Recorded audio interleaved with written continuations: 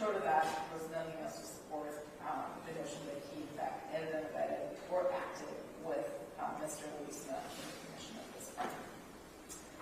Additionally, there was a lot of evidence presented regarding Mr. Louisma's phone, which further supported the theory that Mr. Louisma alone acted at Lily Hoffman in dragging first Melody Hoffman and then walking himself along back to the vehicle. We have data from Melody Hoffman's phone, specifically as it relates to her Wi-Fi connection, that has it connected to Dakota Van Patten's Wi-Fi data, and then it disconnects for the duration of what we believe to be the act of killing. So again, Your Honor, we believe that the state's evidence proved that Mr. Louisma was the one who actually acted, but it did not come to the standard to prove that Mr. Van Patten was the one who was either the principal or the head and abettor in this case. Lastly, as we argued at trial, the defendant's DNA was discussed at length.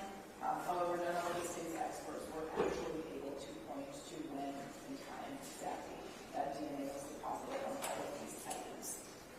So for those reasons, Your Honor, we believe there was insufficient evidence presented at trial to support the elements of the offense of murder in the first degree, and respectfully request this court to overturn this conviction and grant him a new trial. As it relates to count 2, and as we indicated in our motion, these 2 counts are closely related, so we will incorporate the arguments that we made as it relates to count 1 and make the same request on count 2. As it relates to count 3, conspiracy to commit a forcible felony, we believe again that the jury's verdict was contrary to the way that the evidence presented, specifically as it relates to the elements that require the defendant individually to agree with McKinley Louisma and or William Pinkton that one or more of them will commit a murder or kidnapping, to solicit another to commit a murder or kidnapping, or to attempt to commit a murder or kidnapping, and to enter into an agreement with an intent to promote or facilitate a murder or kidnapping, and finally to commit an overt act. Your Honor, the evidence presented at trial is void of any text messages or any communication or any indication that there was any sort of agreement between the defendant and either Mr. Louisma or William Pinkton to commit murder or kidnapping. We did review several pages of text messages, but none of them had any indication that there was an agreement ever reached between either one of these gentlemen with Mr. Van Patten to commit such an overt act.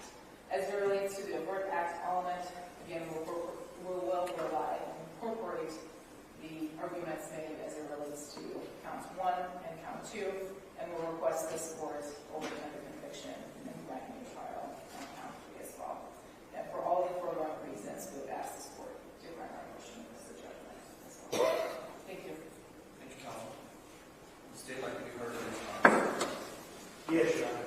As the court is aware, under Iowa Rule of Criminal Procedure 2.24, sub 2, sub B, sub 7, a verdict is contrary to the way the evidence under our rules is by the Iowa Supreme Court only when a greater amount of credible evidence supports one side of the issue or cause than the other, and that the district court has an opportunity to grant a new trial only when there is more evidence to support the alternative verdict than the rendered verdict, and should only grant a motion for a new trial in the, quote, extraordinary case in which the evidence preponderates heavily against the verdict rendered.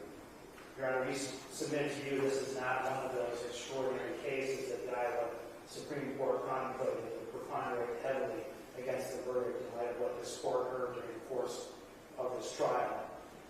Indeed, the only evidence that the defense pointed to that supported an alternative verdict, which would presumably be not guilty, was the exact same evidence that, when looked at as a whole and with all the reasonable inferences of the evidence, also incriminated him. The evidence, if it was compartmentalized or looked at individually, with all the reasonable inferences, each piece of evidence incriminates him, and the jury could find him guilty of that. But more significantly, as a whole, the evidence points to his guilt. when looked at in those regards. Essentially, Your Honor, the defendant's argument here would be that the state was required to produce some kind of direct evidence in the form of witness testimony or video evidence showing exactly what the defendant did to Melody Hoffman in terms of laying his hands on her to kill her. And that's not what is required in order to prove these crimes against him.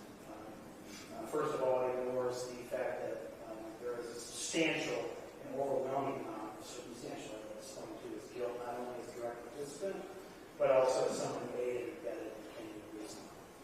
I want to just talk briefly, although it is mentioned in our resistance, about the reference to Mr. Van Patten's phone and how Melody Hoffman's phone did not connect to his hotspot at this time when she was arguably killed at the pond. And, Your Honor, we would just point out that the defense's interpretation of this evidence presumes that Mr. Van Patten, first of all, he took his phone with him, which is not a necessary requirement in order to show his involvement in this case when he went to the area where Melody's body was found. Also, we note that similar data that was on Mr. Louisma's phone could not be extracted from Mr. Van Patten's phone, so the absence of that is something that is to be expected in this case. The defense argument also makes presumptions that Melody's phone was presumably with Mr. Louisma at the time that he went down to where Melody's body was found, so that perhaps came up in the car. I don't want to reiterate everything that's in our resistance, but the defense's argument relies on several presumptions that are not required to prove Mr. Van Patten's participation in this case. And ultimately, whether Melody Hoffman's phone connected to Mr. Van Patten's hotspot is inconsequential in light of the impressive amount of evidence pointing to his guilt. Which, not to exclude anything, but just to point out a few of the areas of evidence that were particularly outstanding in this case. The defendant, Mr. Louisma, the evidence showed were present and together at all stages during the events of February 17th and 18th, 2024. The defendant took photos of himself prior to the incident in this case, with what was later found to be a BB gun, but looked menacingly like a real firearm. He had his Melody Hoffman's password saved in his phone at almost precisely the same time or within minutes of when Melody Hoffman's Apple health data revealed that she had experienced a sudden health event. His DNA was found on the duct tape roll that was used to bound and restrain Melody Hoffman, and inside the gloves that the evidence supports were used to handle her body and other items. His DNA was arguably, or the evidence would show, also found on the knife and paracord used to mutilate and kill Melody Hoffman. He was also captured on video surveillance buying celebratory cigars after killing Melody Hoffman, and in possession of Melody Hoffman's glasses, which he displayed openly and sadistically as a trophy for the kidnapping and killing of Melody Hoffman.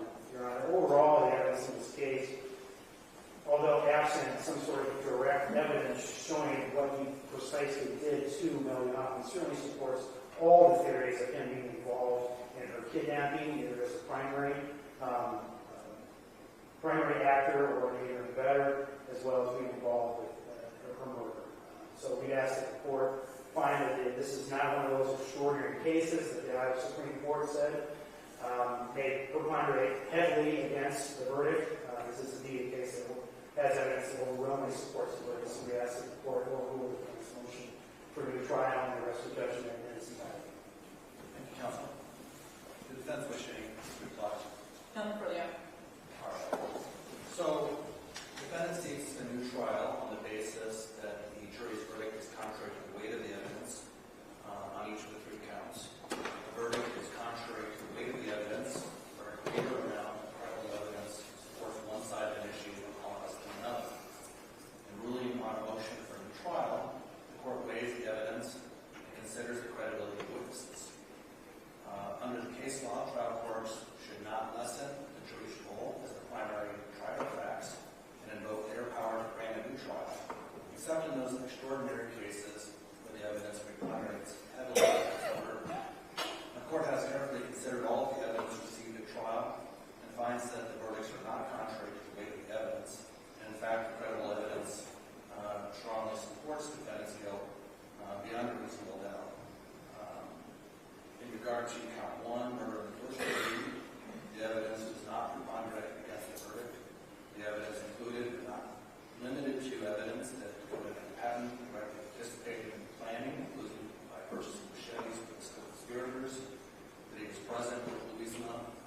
McKinley Louisma during the events in question, that his DNA was found on incriminating items that were located in Louisma's vehicle.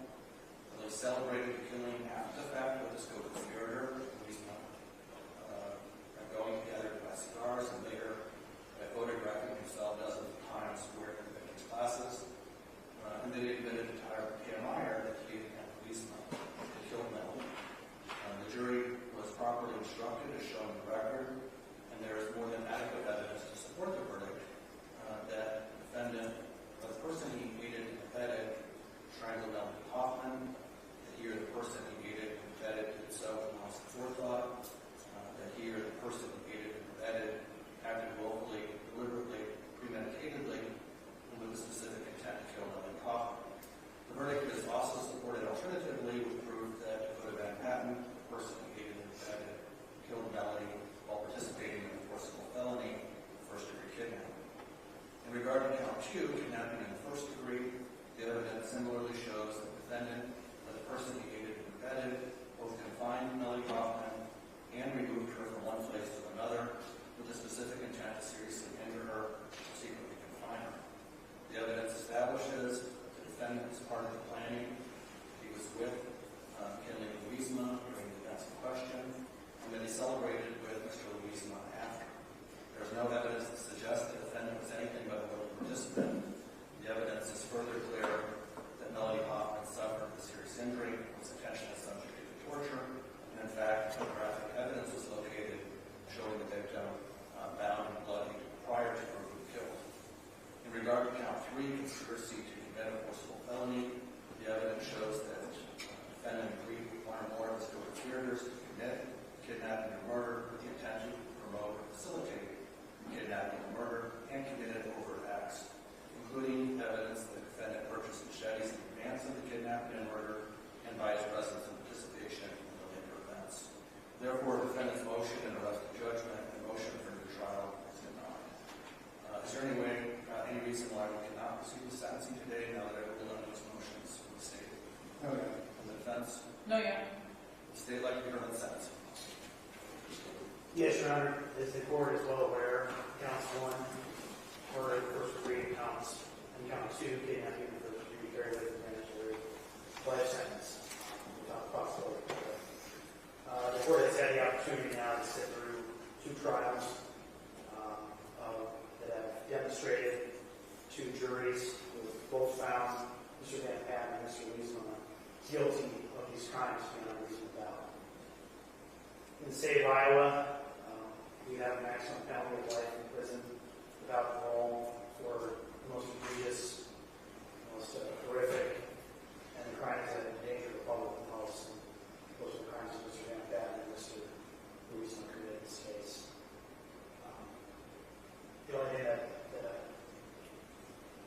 I think I'd be remiss not to mention in this case is that if there's ever any argument that a life sentence without parole shouldn't apply to somebody because they acted in the heat of the moment and they made a mistake or they didn't, and they had some kind of remorse, it doesn't apply to Mr. Van Patten. Mr. Van Patten celebrated. He didn't have any reason at all to engage in these acts, and every second of this he could have backed out and he wouldn't be here right now where he is. So his actions are deserving of these maximum sentences. And just to make sure the message is sent that if he had been involved in a kidnapping that didn't result in a murder, and these facts were present, he'd get a life sentence in prison. So for that reason, we think there's no reason not to impose these sentences consecutively. Both crime by themselves would have resulted in a life sentence. So we think they should both be imposed as consecutive life sentences. With a 10-year sentence opposed to your current. Thank you. Thank you. Does the defense like to hear on the sentencing? Thank you, Your Honor. On behalf of the defendant, we obviously are aware of the current state of the law and would ask this court to impose the statutorily required sentences. Mr. Van Patten will request that the sentences run concurrent to one another. This is one continuous act that exists before the court today. Even though there are 3 separate charges, the evidence that we heard over the course of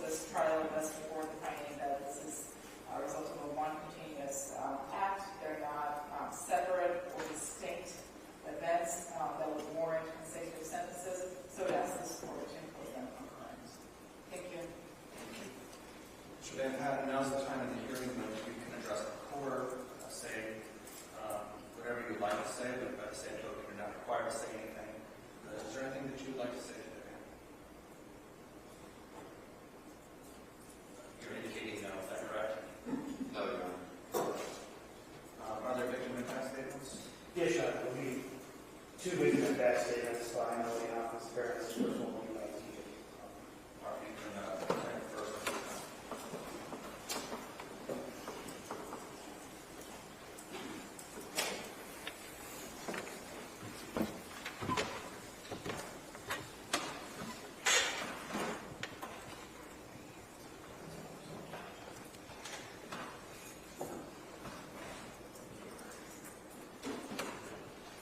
Once you're comfortable there, can you just start by stating and spelling your names and have a good record and then we can proceed?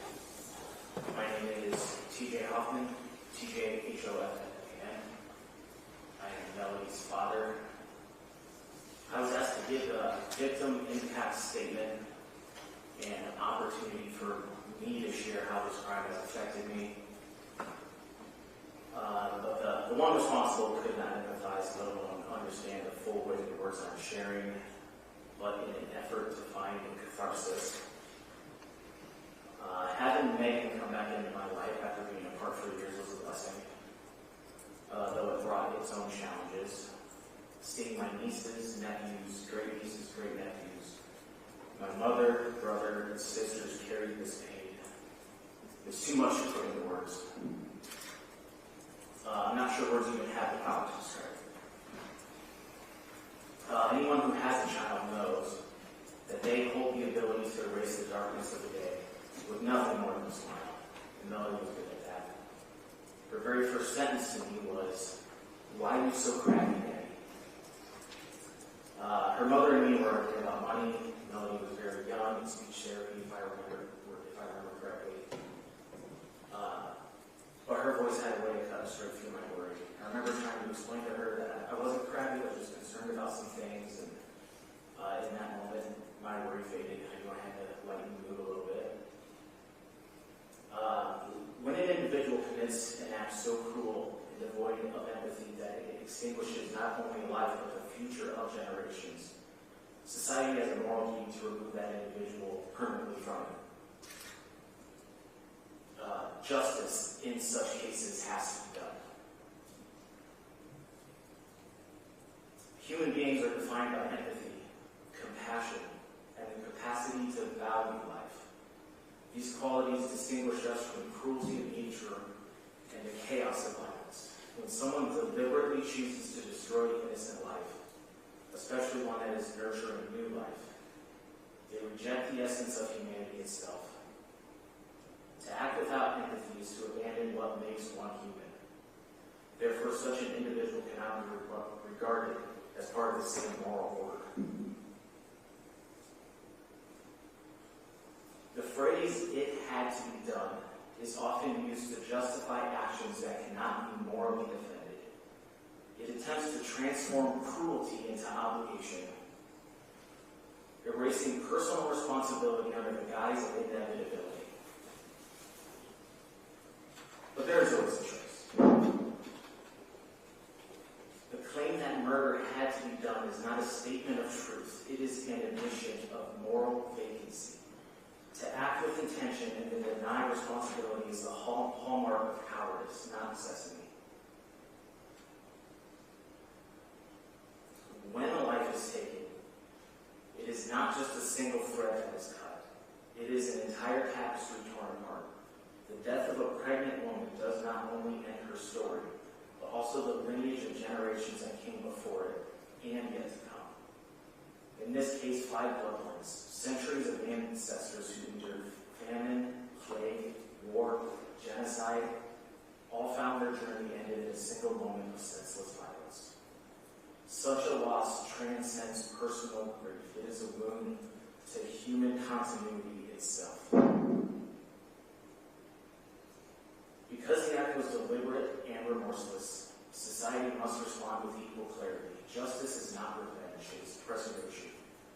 To allow someone who rejects the core principles of humanity to walk freely among others would be to endanger the very concept of morality itself. Therefore, the imprisonment is not only justified but necessary. this sense, the phrase, "it has to be done," finds its true and rightful meaning. The protection of life through the removal of one who destroys it. You don't deserve the word human. Humans feel empathy. Humans know compassion. Humans value life. You have none of that. You are not human. You're a monster. But even monsters have names. Your name has already been forgotten. Thank you, Your Honor.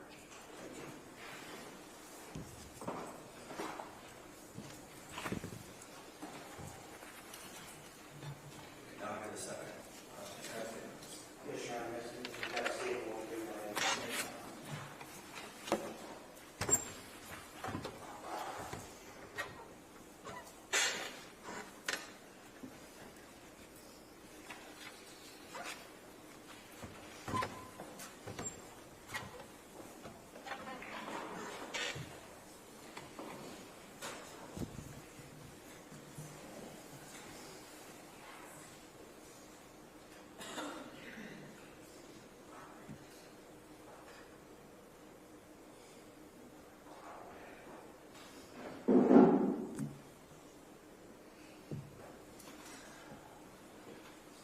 You would start by stating and spelling your name. Marion Hoffman, McKinley Louisma.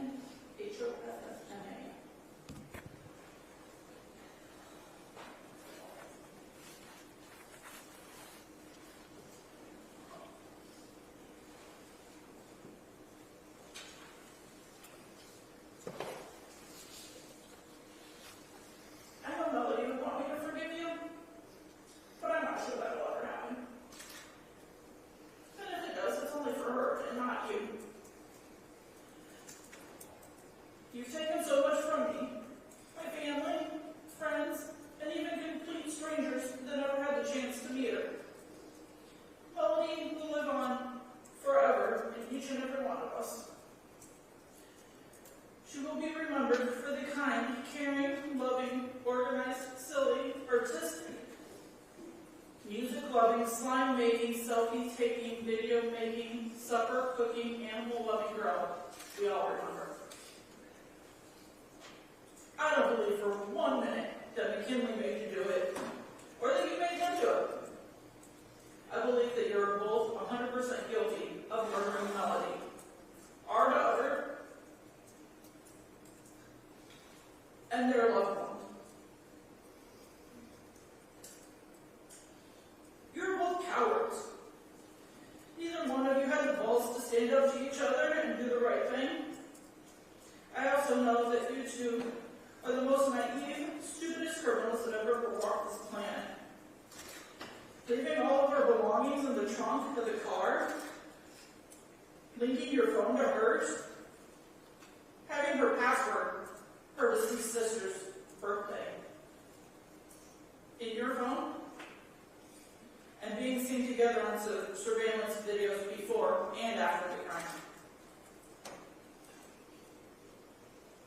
Let's talk about your selfies for a minute. What are you, in middle school? At the beginning of the night of February 17th, your selfies didn't include any classes. And then, all of a sudden, you had classes. You took more than 200 selfies. 200. With them on. Did you see them as a trophy or a souvenir? I don't. I see them as the evidence that put you away for the rest of your life.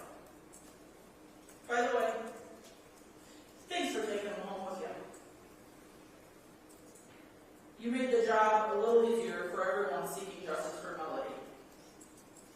Maybe now you can get your own state-issued, non-broken classes. I've been called a helicopter mom a few times now, and I take that as a compliment. Being a loving, caring, concerned, supportive, devoted mother to Melody is an honor.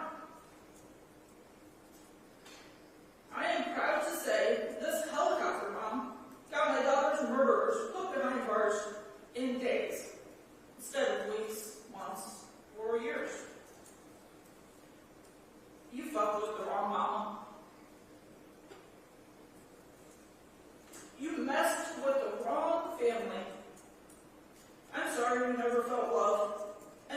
capable of doing the things you did could never fit into a loving, caring, supportive family. I'm sorry you never experienced a family with such strong characteristics. In fact, I don't see any of your relatives here supporting you today. Maybe the issue is you and not the rest of us. I'm relieved to know that there will never be another innocent victim with your name attached to them. If you would have let Melody get to know you, she would have given you the shirt off of her back. Instead, you took it, and so much more. I want you to think about her during every disgusting cold meal you eat. Every time you lie down on that cold-colored bed. Every time you wake up to the concrete walls and iron bars. Every birthday, holiday that you don't get to celebrate. Every time you have to ask to use the restroom. Every time you step out of line. Every time you have a nightmare. Melody is providing for you. She will forever provide those bars that obstruct your view for the rest of your life. And I hope she haunts you forever. Justice will be served to those who deserve it, to its fullest extent here on earth. A much higher power will get the final justice. And I have no doubt when your time comes, you will not be allowed in the same place we all know Melody is now, with her sister Ellie, safe and far away from everything evil like you and McKinley. I will fight every day of my life to keep her memory strong and let her live on as long as I can. I know I'm not the only one determined to do this. So, from all of her loved ones, we all wish you the life that you deserve until you take your last breath.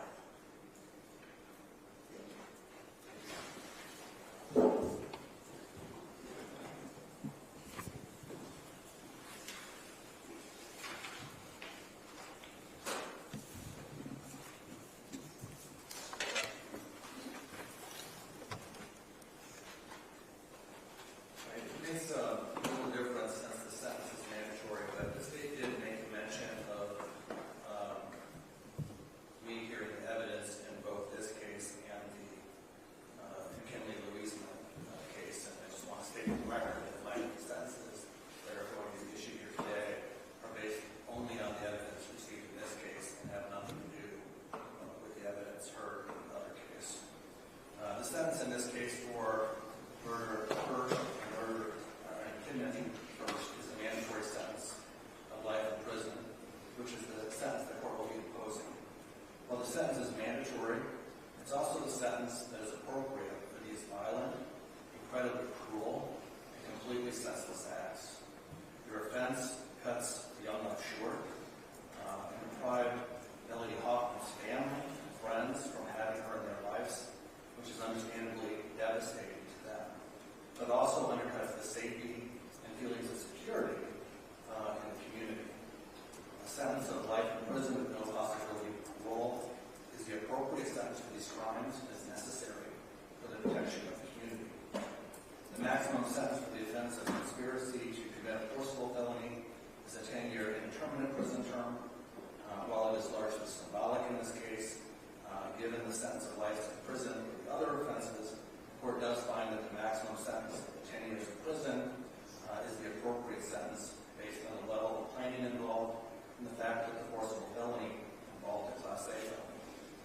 So at this time, the court adjudicates the defendant to be guilty of the offense of murder in the first degree in violation of Iowa Code Sections 707.1 and 707.21b. As a sanction for this offense, the defendant is committed to the custody of the Director of the Iowa Department of Corrections for the rest of his life. The court further adjudicates the defendant to be guilty of the offense of kidnapping in the first degree in violation of Iowa Code Sections 710.1 and 710.2. As a sanction for this offense, the defendant is committed to the custody of the Director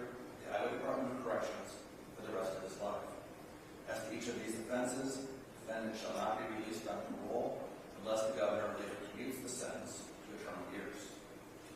The court further adjudicates the defendant to be guilty of the offense of conspiracy to commit a forcible felony in violation of Iowa Code Sections 706.1 sub B and 706.3 sub 1. As a sanction for this offense, the defendant is committed to the custody of the director of the Iowa Department of Corrections for an indeterminate term not to exceed 10 years in order to pay a fine in the amount of $1,370. The defendant is given credit for qualifying time previously served on this offense. The term of incarceration as to this offense only may be reduced because of good time for credits and program credits, and the defendant may be eligible for parole before the sentence is discharged.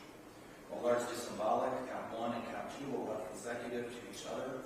The reason for the consecutive sentences is that the kidnapping included separate planning and represented an entirely separate cruelty to Melody Hoffman, as she was picked up with no idea of what was coming, with all panic and separate torture associated with being taken, confined, and moved, all of which occurred before the separate act of murdering her. The court finds that because of that, and based on all the facts and circumstances of the two offenses, that they should run consecutive to each other. The sentence in count 3 will run concurrent to counts 1 and 2. Temporary custody is placed with the sheriff and then transferred to the DOC. Pursuant to Iowa Code Section 910.3b, defendant shall pay restitution in the amount of $150,000 to Melody Hoffman's heirs of law. Now, certain defendants are presumed under the law to have the ability to pay what we call category D restitution, but defendants have the right to request a determination of the reasonable ability to pay. Mr. Petrova, is your client intending to file an application for determination of category D restitution? Yes, Your Honor, we did file one for this case. I've not had a chance to review that. Does the state have any objection to the court reviewing that application and making the determination basically within 5 years? All right. And so, sir, what that means is that I'll either grant that request and find that you do not have the ability to pay, which is what I expect will occur. If for any reason I would determine that you did have the ability to pay, I would reset this for hearing so that you have a chance to be heard on that. Defendant shall submit a physical specimen for DNA profiling pursuant to Section 81.2, 901.5, 8A, sub A. Defendant's prior bail provisions are exonerated, no appeal bond is set.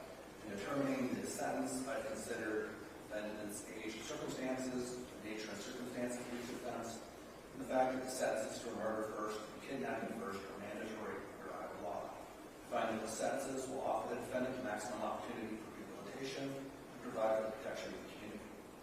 Now, Mr. Van Patten, you have the right to appeal this case to the Iowa Supreme Court. If you're unable to pay the cost of an appeal, you have the right to apply to the court for appointment of counsel and for furnishing of a transcript of the proceedings. All is provided in Iowa Code Chapter 814. In order to perfect an appeal, you must file a notice of appeal with the clerk of court here in Lynn County within 30 days of today's date. This is a jurisdictional requirement, which means that if you do not file a notice of appeal within 30 days, you will be forever denied the right to appeal. Likewise, failure to comply with other provisions of Iowa Code Chapter 814 could preclude you from pursuing your appeal. If you do appeal, you must cause to be served on and delivered to the Iowa Attorney General a copy of the notice of appeal. Is there anything that the state believes I missed there? Okay. The defense? No, Your Honor. All right, order.